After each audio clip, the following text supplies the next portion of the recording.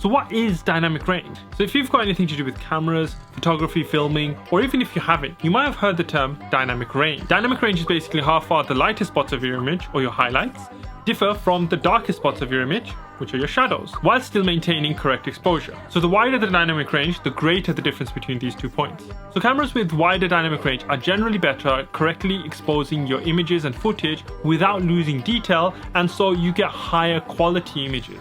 Typically, these cameras with a greater dynamic range tend to be the more expensive ones, and in most cases the full frame cameras. So when choosing a camera, you're really going to need to consider what it is you're shooting and whether you're going to need a camera with that greater dynamic range. If you're going to be using a camera for things like professional videography and filmmaking, then having a wider dynamic range is definitely useful. But if you're just going to be using it for things like YouTube or content creation, then you don't necessarily need that. So based on what you're shooting, dynamic range can be very important.